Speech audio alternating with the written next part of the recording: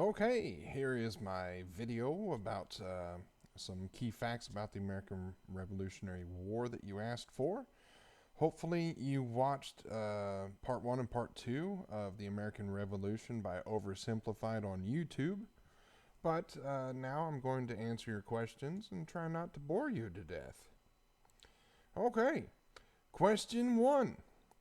Why did George Washington dislike the American militias? Well, one of the problems with the American militias was their lack of training and discipline. The American militiamen were often farmers or civilians with little military experience, which led to poor battlefield tactics and difficulty following orders. Another problem was that the militia members would often only serve for short periods of time. This left the army depleted during crucial battles and campaigns. Last, when faced with the hardships and realities of conflict and combat, many of the military members would desert and leave their posts. In a letter dated 30 September 1776 to his nephew, George Washington wrote about his displeasure with the undisciplined conduct and poor performance on the battlefield of the American militia. He blamed them for his recent loss at the Battle of Long Island and Manhattan. What did the British want in the war? During the American Revolutionary War, the British primarily aimed to suppress the colonial rebellion. They wanted to maintain their control over the American colonies and prevent them from gaining their independence by crushing the revolutionary movement. What did the British have going for them at the onset of the war? At the start of the Revolution, the British had several advantages, including their large, well trained army. They had the world's strongest navy at the time. They had a very stable financial system to fund the war. And in the colonies themselves, they had a significant number of loyalists who supported the British crown. What problems did the British have going into the war? The British faced several key problems going into the war, including a large war debt from the recent French and Indian War, which is why they were starting to impose taxes on the colonies. That led to unpopular taxation policies in the colonies and a lack of understanding of the colonial landscape and population. Great Britain was a country way over the ocean, and they didn't really understand what was going on in the colonies. And with them being so far away, they had logistical difficulties. They had to bring all their supplies over from Britain. They also overestimated the loyalist support. They thought they would get more support from those loyal to them. They did not, and they had a lack of a clear and effective strategy to quell the rebellion. All of these contributed to a growing colonial resentment, which ultimately fueled the American Revolution. What did the Continental Army of the colonies have going for them at the onset of the war? They had a few key advantages, which included strong motivation. They were fighting for their homeland. They had a dedicated leadership of George Washington. They were familiar with the terrain, so they knew how they could use it to their benefit. And they had a growing sense of unity among the colonies against British rule. What problems did the colonists have going into the war? The colonists faced significant difficulties, including a lack of unified military structure. They had limited supplies and weapons. They had a divided population. They had loyalists among them, and they had people who supported the revolution. They had a weak central government who was unable to effectively raise money for their cause. And they faced a well trained British military that had superior naval capabilities. Who was leading the country during the Revolutionary War? This one's a little bit tricky, this question. If you're asking for the government, um, Peyton Randolph, he was elected the first leader of the Continental Congress. John Hancock was the second leader of he was the leader of the Second Continental Congress. John Adams was the gentleman who drafted all the treaties, and he served as the head of the Board of War and Ordnance. And obviously, George Washington was the commander-in-chief of the Continental Army. So if you're looking for people as far as who was leading, that's who was leading. This next question I might answer the previous question with this. What kind of governmental structure existed during the Revolutionary War? During the Revolutionary War, the governing body for the American colonists was the Continental Congress. Representatives were sent from each of the colonies to serve as members of the Congress and acted as the effective national government. They coordinated resistance to the British rule, drafted important documents like the Declaration of Independence and the Articles of Confederation, and they negotiated treaties with foreign powers. Next question. What was the initial strategy used by the British? Initially, the British attempted to contain the rebellion within Massachusetts. They focused on isolating New England from the rest of the colonies by seizing control of the Hudson River Valley. They wanted to effectively cut off the northern colonies, and that was the strategy that they used. Why was this their strategy? The British believed that by isolating the conflict into the one region in New England, it would prevent the revolutionary sentiment from spreading and gaining wider support among the other colonies, hoping to quell the rebellion before it escalated into a full-blown war, which was not effective. When did France agree to help the colonists? The Americans had a decisive battle.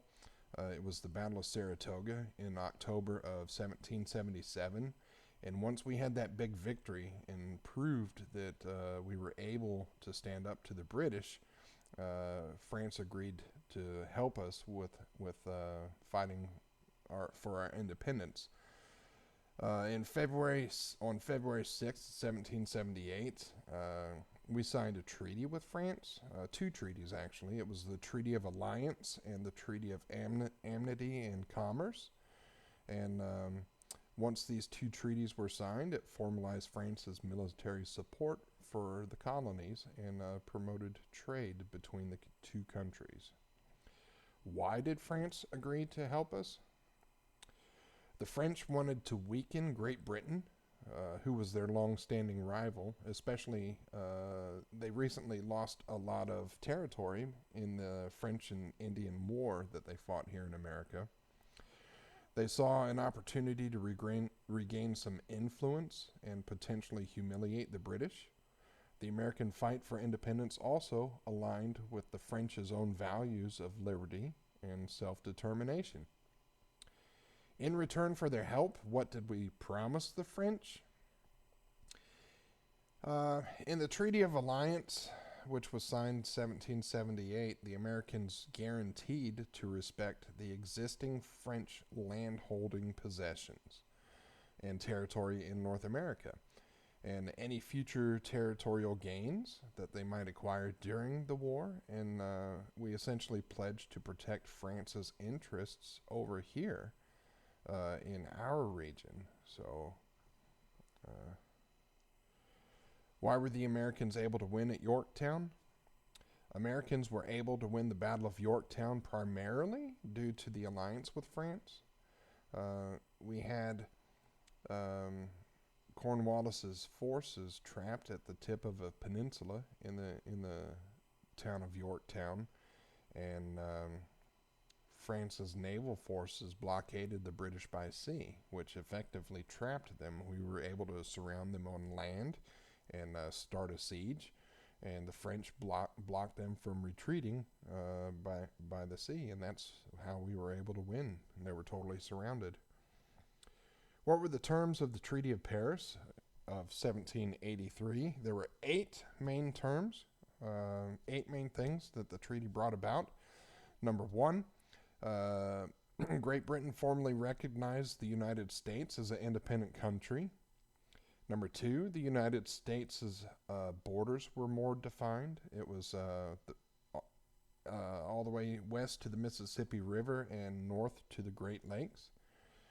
Number three, it granted us fishing rights in the Grand Banks out in the Atlantic Ocean and along the British Canadian coastline.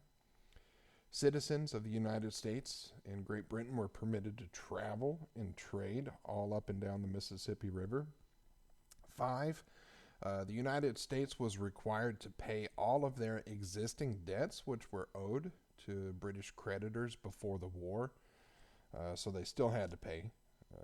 All about money. Everybody wants their money. Six, the United States was required to ensure that the property belonging to British loyalists was not confiscated. So all the people living in the colonies who helped the British, we weren't allowed to arbitrarily just take all their shit away. Seven, British forces were required to evacuate all 13 states. And eight, all prisoners of war on both sides were released. Next question. What did the revolution actually change for people? There were several major changes. Political participation grew more because people gained the right to vote. More people did. We broke free from British trade restrictions. Previously, we were only allowed to trade with Britain. Now it opened up for us to trade with other countries. Westward expansion grew because originally the British kept us east of the Appalachian Mountains. They wouldn't let us settle west of it. And it led to some social changes also, including increased opportunities for women to participate in public life. Why might a black slave gain his freedom during the Revolution? Okay, with Great Britain, there was a lot of nobility, and there was a earl. That's his title. He had a castle and everything, and his name was John Murray. John Murray was the Earl of Dunmore, so he was called Lord Dunmore. Well, Lord Dunmore was assigned as the governor of Virginia. And in 1775, he issued a proclamation that said, hey, any slaves who run away from your master and you fight for the British forces, will emancipate you. We'll give you your freedom at the end of the war. How was the United States different before and after the Revolution? Well, there's three big areas. Before the Revolution, the United States was a confederation of states. Each of which, colony states. We were a confederation, and each one had their own constitution. After the Revolution, the states wrote a new constitution in 1787 that united the states as a single nation and strengthened the federal government. Before the Revolution, the economy was based on farming and local production, fur trading, and fishing and things like that. After the Revolution, the United States shifted away from their dependence on Britain, and they were able to establish commercial relations with other countries, and we were able to start, our own financial framework. Last, the American Revolution brought about a shift from monarchy to democracy. More people gained the right to vote. More common citizens also played increasingly important roles in local and state government. However, the revolution had limited impact on women, enslaved people, and indigenous people. What was the biggest problem faced by the Articles of Confederation government during the war? The Articles of Confederation government, the Congress that was acting, they did not have a direct authority to tax citizens. meaning that it had to rely on states to voluntarily provide money to fight the war. A lot of states often were reluctant to give money and contribute their fair share to the government, and that led to financial instability. We didn't have enough money to fight the war because the Continental Army struggled to pay the soldiers and struggled to maintain enough supplies, and it really impacted the war effort, not having enough money.